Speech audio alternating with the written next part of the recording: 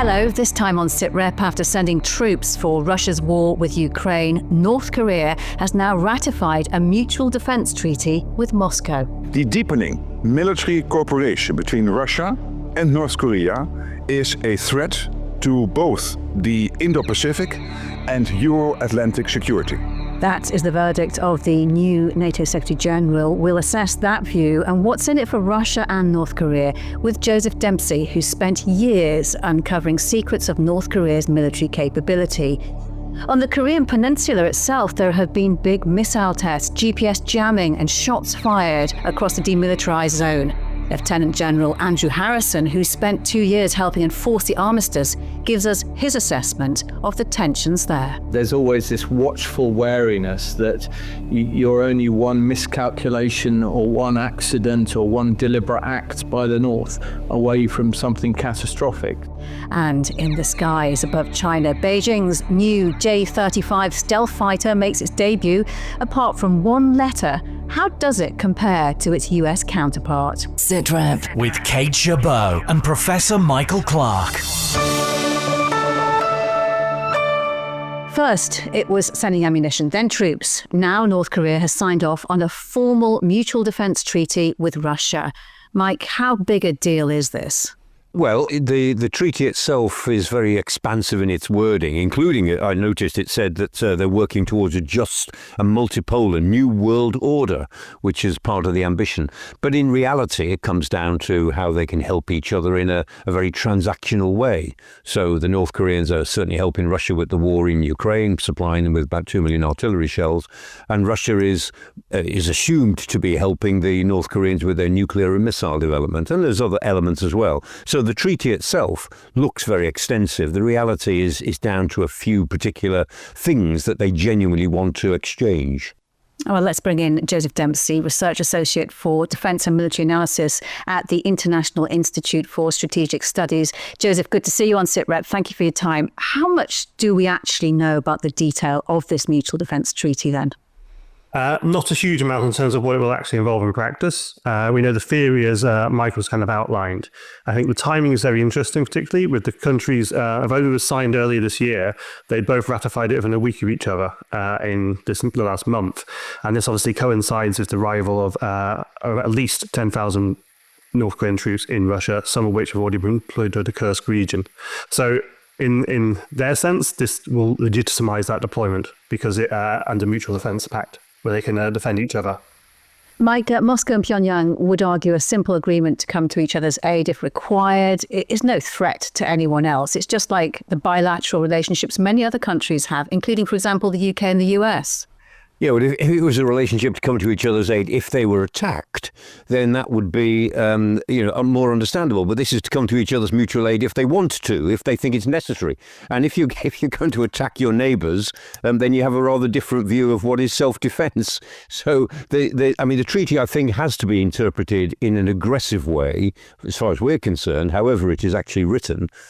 Joseph, can we just take a step back and look at North Korea's conventional military power? More than 1 million troops, thousands of tanks and artillery guns, but you need more than numbers to make capability. How capable are the forces they're offering into this treaty? Well, I think it's difficult to say, really. So obviously, North Korea has a large conventional force, but it is, on the whole, woefully obsolete, largely based on various old Soviet and Chinese legacy systems. And that is a large part of why they have obviously invested heavily into developing a nuclear capability, of course. In terms of what they can add to the Russian dimension and the war in Ukraine, well, I think obviously they've given a lot of munitions over the last 2 years, and we've seen that increase to ballistic missiles. And they have huge surplus and stocks of Soviet-era munitions and artillery shells, so it makes sense that Russia would go to them. It's probably the second largest outside of Russia, or was. Ballistic missiles may not be as capable as the Russian ones, but they can supply them in plentiful numbers potentially, and it's an extra supply chain, and Russia's been running very low on those over the years of the conflict. But I think realistically, it's the manpower in this latest dimension that we see now, and they've committed 10,000 troops. Now, that doesn't seem a huge number, It obviously a lot of people, but it doesn't seem a huge number in terms of we see what Russia's contributing. It doesn't see a huge amount in terms of what Russia is also losing. The attrition rate is quite high. And there's already reportedly around 50,000 troops in the Kursk region already fighting Ukrainian forces. So it's interesting to see how North Korean troops and where North Korean troops will be used in this conflict. We only know about Kursk, and this is an arguably part of the legitimacy of providing mutual defence because that is Russian recognised territory. So it could be limited to there. Whether they're actually going to what we internationally recognise as Ukraine territory at some point is hard to say.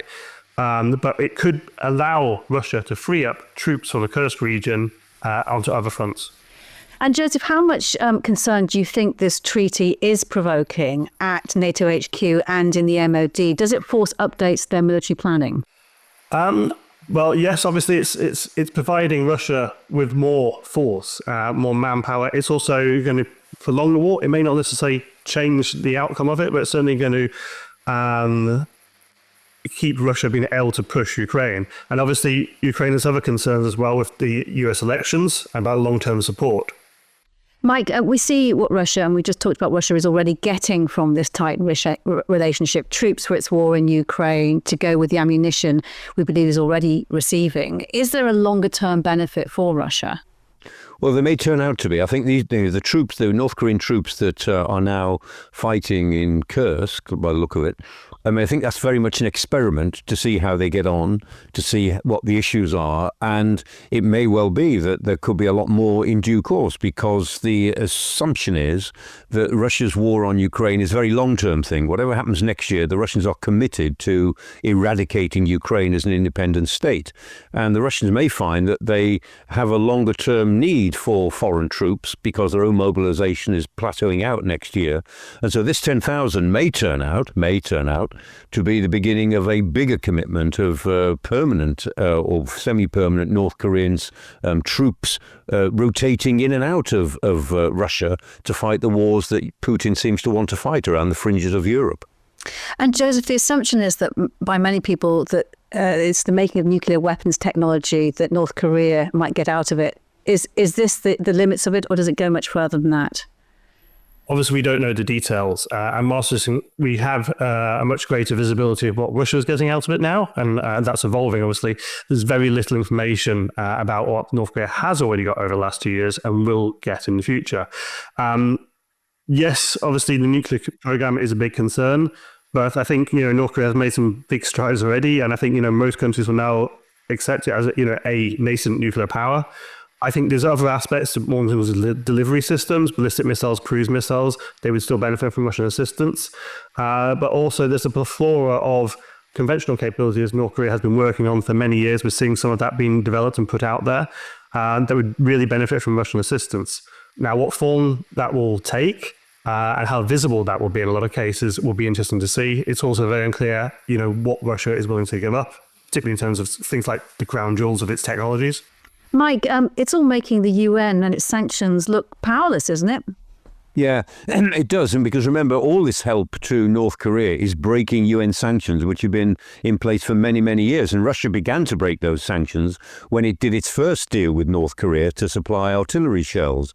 And as Joseph said, the North Koreans got so many shells, a lot of them are duds, up to a third of them were duds, but that doesn't matter. They were supplying military equipment to Russia.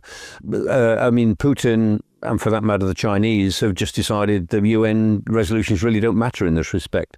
And I'm afraid that, you look at Chinese operations in the UN, they've bought the UN in many other respects. So they've bought their way onto most of the committees. They've dominated the discussions at the UN. So there's certain things you can't talk about. You can't talk about the Uyghur peoples, for instance, whom the Chinese are practicing effective genocide against in Xinjiang province. You simply can't say it in any area of the UN, not in any committee, not in any document. You simply can't say it because the Chinese have got such a hold on the UN now that they just close it down. Can't be done. And so in that respect, the UN is being really undermined. And this is just another aspect of the basic undermining of the whole organization, sadly.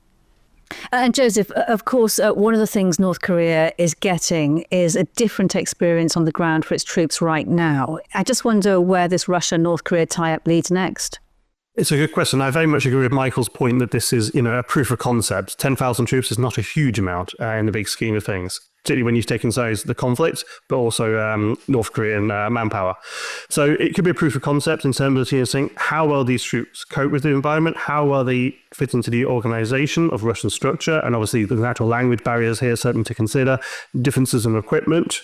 So it's and how it all work out. So we don't know how many more thousands of troops will be going through.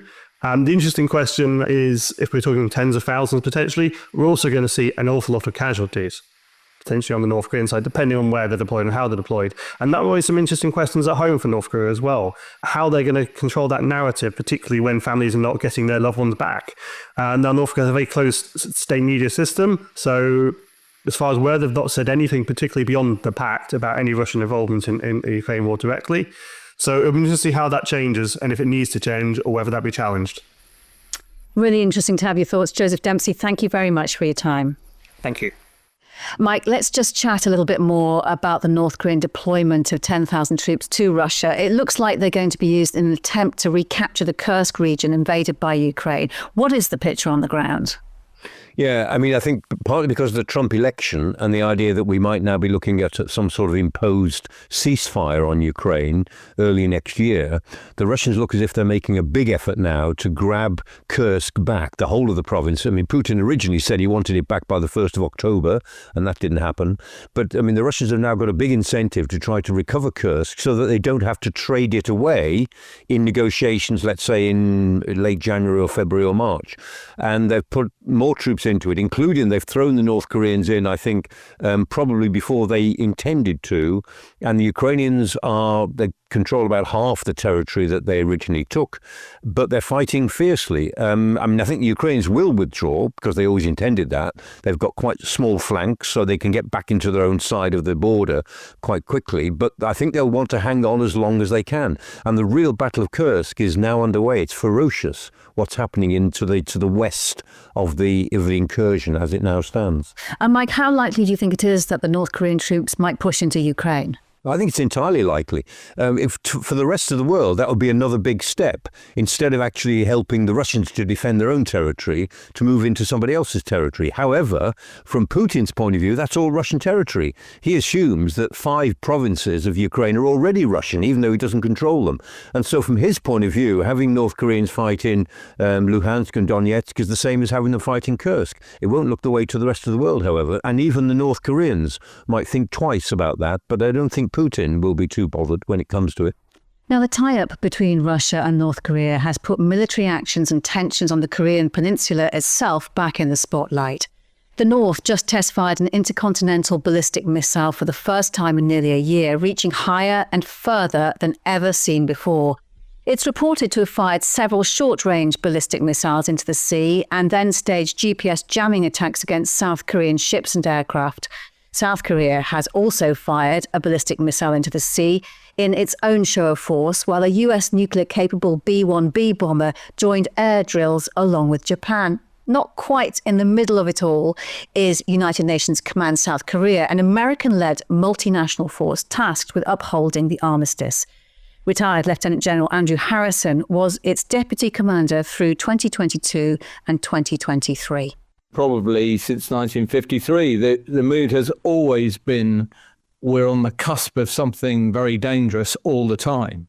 And so there is certainly from the American and United Nations command perspective, the nearly 30 countries involved over there, there's always this watchful wariness that you're only one miscalculation or one accident or one deliberate act by the North away from something catastrophic. So there's always this sense of foreboding about the situation there. Which is surreal when you walk around a city like Seoul, this huge multi-million population that live in one of the most advanced cities in the world, where life almost goes on irrespective of what's happening in the border so close to the north. Are you saying then the situation on the ground, as people are telling you, feels the same or as risky as normal? There's no detection of any kind of feeling of escalation at all? It comes and goes. So there are always spikes, and these grow to high levels of real concern to periods of calm. But it just feels like since the closer interaction between DPRK and Russia, the challenges over there have reached global interest.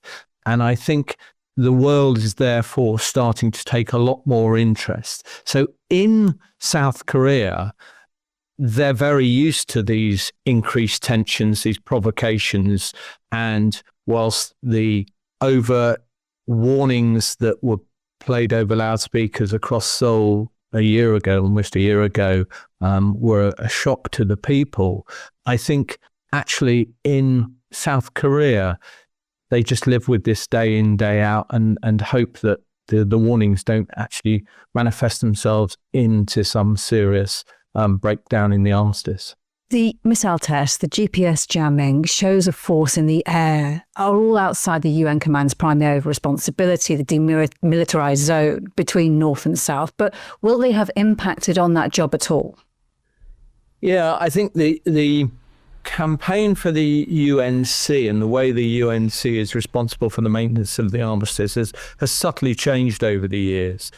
And Kim Jong-un and the forces from the north have moved away from the sort of ground incursions, which were very much the sort of rule of thumb for many decades, and are now using what we might call grey zone warfare, or cyber and space and other, obviously the ballistic missile testing, obviously lots of other ways, rather than simply troops moving on the ground in that sort of binary fashion that used to happen. And UNC are wrestling with these challenges about how they deal with that. It's problematic, and it's not just UNC. Of course, the Americans and the Republic of Korea forces are having to deal with this in exactly the same fashion. We also saw last month the North blow up roads on their side, albeit only symbolically. They're still connected, the two Koreas. South Korea's military says it fired warning shots in response. Is that the kind of event that would have drawn in the UN command? Yeah, anything that happens in the demilitarized zone, it directly impacts the area of responsibility of the United Nations command. And the blowing up of roads is indicative of this sort of change, which really has been signposted since the change of the North Korea's constitution, where they're no longer overtly seeking unification. I think that chapter has gone. And I think Kim Jong-un, by blowing up these roads, is sending a very clear and obvious signal that actually it's no longer, from the North's perspective, about unification on North Korea's terms. It's more the formalization of South Korea as an adversary against North Korea. And that's a subtle but really important change in Kim Jong-un's perspective, would be my judgment. That's really interesting. And the mutual defense pact between North Korea and Russia now, if that led to Russian troops on the peninsula, what effect could that have? Yeah, again, it's indicative of this shift, this regionalization of the conflict. I mean, it used to be really till probably only a year or two ago that DPRK's activity were very independent, even from China. We always knew there were links between China in terms of missile technology and North Korea. But Russia's formalization, the Mutual Defense Pact, the visits, the troop movements, the transfer of high-end technologies is a sign that the forces of North Korea are now working in a regional context. And at that point, as to whether or not Russian troops may one day end up on the peninsula, would it raise the risk of miscalculation? Could it be a red line for Seoul? Yeah, I mean, whether it's a red line for Seoul will be Seoul's decision. So I can't really talk to that point. I mean, undoubtedly, by having another major player, China, Russia, and North Korea operating, or if they were operating in North Korea, that increases the complexity. And of course, one's got to remember that the whole reason that the last stages of the Korean War in 1953 happened, history tells us it was because America got so close to China. And so you can see historically, if there's Russian troops abutted to American troops and Republican Korea troops on the border, then that must increase the risk of regional increases in regional tension. So I worry the complexity is dangerous. You told us last time that there had been a couple of times in your tenure when you were seriously asked yourself, are we going to war? Would you be thinking that right now if you were still there? It's difficult to say because distance gives you a perspective, because you're not inculcated with all the news all the time. And clearly I don't have access to all the top secret stuff that is going on. But I think I would be certain that people are ready for something happening all the time, both in the north and the south. Just on a personal note, now that you're away from it and you're out of that particular role, I remember last time we spoke, you talked about losing sleep, about the tensions there. How do you view it with a bit of distance now, your time there? I always wish that people could give it the focus I think it deserves.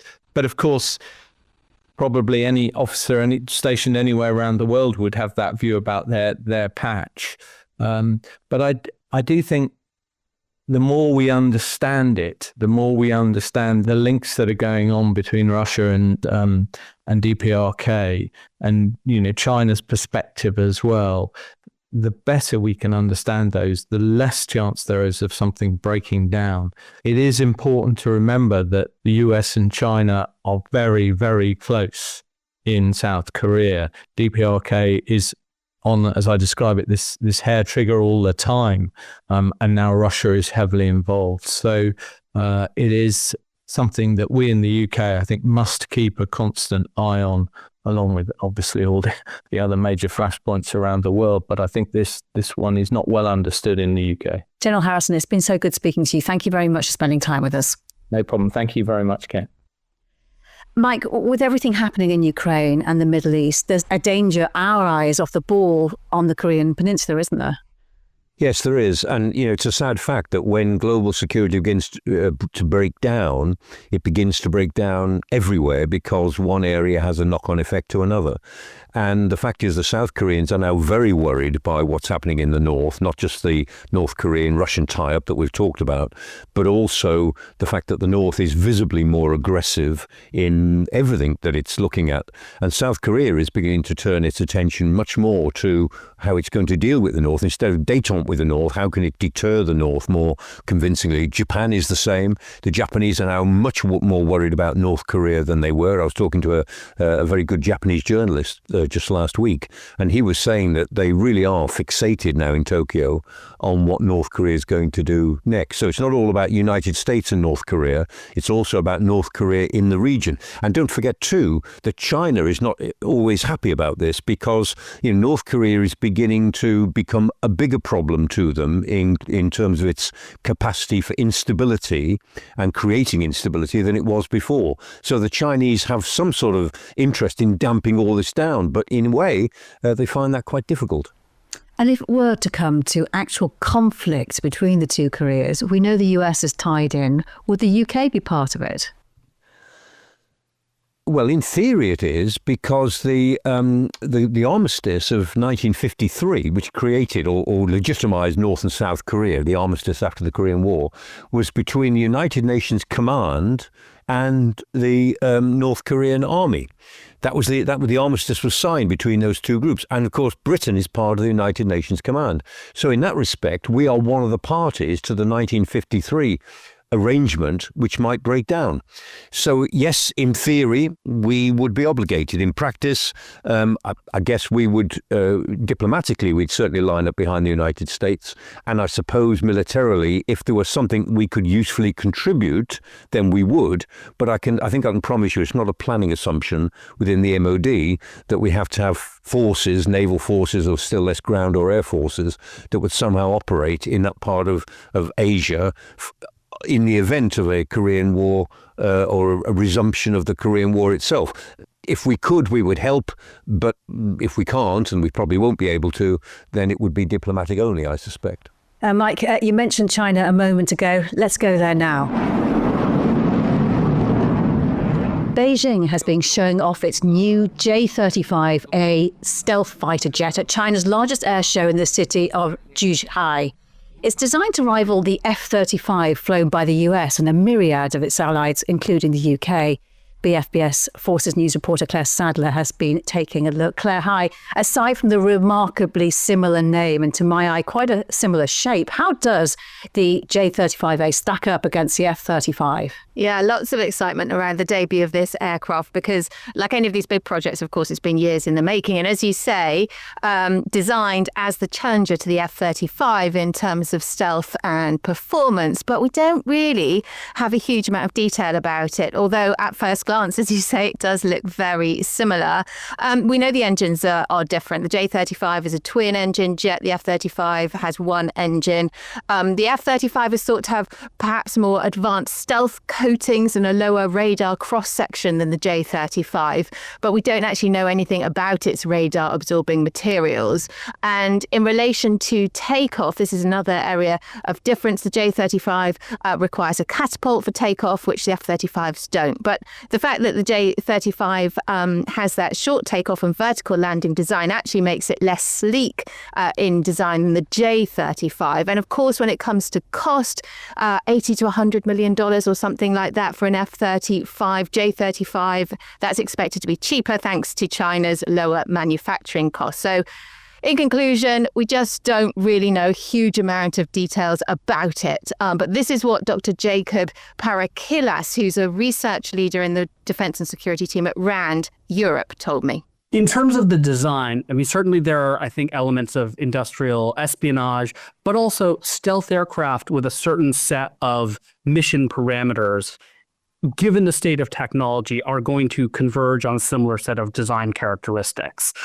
So there are certainly some reasons to be suspicious that there might be, let's say, inspirations or direct lifts from Western technology in the J-35, but also when you look at the design of stealth aircraft that have come out, fifth generation aircraft that have come out, the Su-57, the Turkish Khan, the Korean KFX, the F-35, the F-22, they all have a broadly similar appearance because what you need to do to create an aircraft which is supersonic, carries a useful load of weapons internally, is low observable, and can be used at all weathers and potentially from the deck of an aircraft carrier, you're going to end up, given the state of technology, with a pretty similar overall shape. And Claire, do we know if it's actually ready to operate? Well, my understanding is probably not yet. It's still in that testing and development stage. But speaking to Dr. Parakalis about this, he was saying that Russia certainly and probably China have very different cycles between design, prototyping and testing. And they tend to trust their prototypes at an earlier stage than Western countries. No sign, though, that it's been used on any operations yet, but we just really don't know how long that's going to be. And there's also a carrier-based variant, isn't there? Yeah, that's true. So you've got the J-35A, that's the land-based version, and then you have the J-35, which is the carrier-based version. The land-based version largely thought to be for export, but it's thought now that the PLA Air Force is likely to get it to work alongside its J-20, and that will or does make China the only the second country to operate two types of stealth fighter, the other, of course, being the US, which has the F-35 and the F-22. The differences between the land-based and carrier version, well, people are sort of speculating a little bit, but it's thought the land-based probably has a smaller wing surface area and larger landing gear. Mike, China's trying to up its air power. How does it compare right now? Well, it's determined to match US designs. And as we said, I mean, there's a lot of industrial espionage suspected about this aircraft, the J-35A. And, you know, in 2015, Edward Snowden, all the papers that came out over the Snowden revelations, some of them indicated fairly definitively, if you can believe them, that a lot of stealth technology had been stolen by China at that stage for its aircraft development. And what the Chinese are certainly trying to do is to create, you know, A2AD, as it's called, which is anti-access area denial. So they don't have to be as good as the United States, but they have to be good enough in their own area to make it too risky for the American Air Force to operate. And they aim to do that both in the air and at sea, which is why they're developing carrier power projection capabilities, and why this aircraft, whenever it gets to operate, and however good it turns out to be, is obviously designed for the carriers. I mean, the Chinese are developing 3 carriers. They'll not before too long they'll have 5. They intend to have a carrier force which can make it too risky for the United States to get very close to the Chinese mainland in the Western Pacific. And Claire, Russia's Su-57 has also taken part in the show.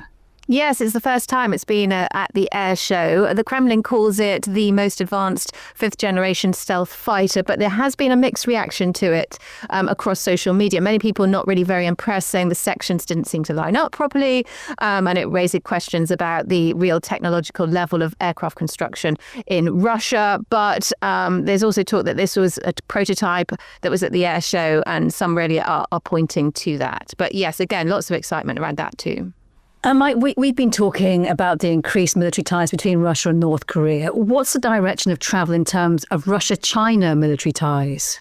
Yeah, I mean, there's a complete reversal there compared to, say, 20 or 30 years ago, where China was very much the junior partner in terms of its military capability. It had a big military, but it wasn't very sophisticated, and Russia had a pretty sophisticated military because of the Cold War and the dynamics of all of that. And the whole thing is now turned around, that the Chinese look as if they will have a very sophisticated military machine. Russia's military machine will still be pretty good, but it will be a long way behind China's. And so the direction of cooperation is now the other way around. The Russians need Chinese help, not just with the war in Ukraine, but they need, as it were, Chinese momentum behind the sort of military policy which both Russia and China want to exert on the Western powers in the 2030s. And both Russia and China are on course to be some way ahead of the Western powers by the mid-2030s. Whether they'll make it, whether the West will respond, we don't know. But on present trends, China and Russia will both be ahead of us technologically by the mid-30s. And Claire, what other new kit is on show?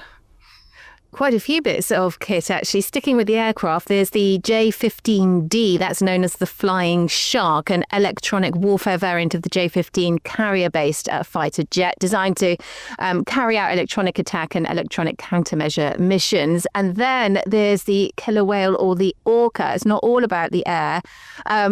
This is one of China's growing fleet of unmanned ships. And if you have a look at the pictures of it, it's really quite impressive. So 58-metre vessels got about 4,000 nautical mile range, and it's apparently capable of carrying a whole arsenal of weapons, and is designed for patrolling, anti-submarine warfare, air defence and rescue operations. I mean, there are, I think, 750 exhibitors from 40 countries at this air show, so lots of opportunity for these companies to sell their wares and to highlight their capabilities. And one of those was the SH-16A howitzer, primarily designed for export by China, again, to countries who are looking for affordable, modern, self-propelled artillery solutions. So not as expensive as the West, perhaps not quite as good, but up there. Really interesting, Claire. Thank you very much for that overview. Mike, a final thought. It's not just China, Russia and North Korea. The US, the UK and other Western allies are all investing big in military hardware. The world's biggest military powers look to be locked in a high-tech arms race right now. Is there an inevitability that this kit gets used in real anger at some point? Well, that's what it's designed for. It's all designed to be operational. And in a way, we're back in the situation in analogy terms of the 1950s, where the powers were competing with each other in a real arms race in every respect. And then after the shock of the Cuban Missile Crisis, we began to move to arms control. So we began to sort of plateau out our developments in a way that kept a balance and a general sense of predictability. Now, all that arms control has disappeared. We're back in a world where almost every aspect of arms control has now been broken or has gone or has just faded away. And so we're back in a kind of a 1950s mentality where we are furiously arms racing each other now between East and West and within the West and within the East, or within the competitor, the autocratic powers. One hopes that we'll get back to arms control without the shock of a new Cuba crisis or something comparable to actually make us wake up to the dangers, but we'll see. A sobering thought to end on. Mike, thank you so much. And thanks to all of our guests. That is all for now. But the new episode of Mike's podcast, Great British Battle Commanders, is online now. This time discussing Boudica, the warrior queen. We'll be back with another Sitrep next Thursday. For now, though, from me, Kate Chabot, thank you for joining us. Bye-bye.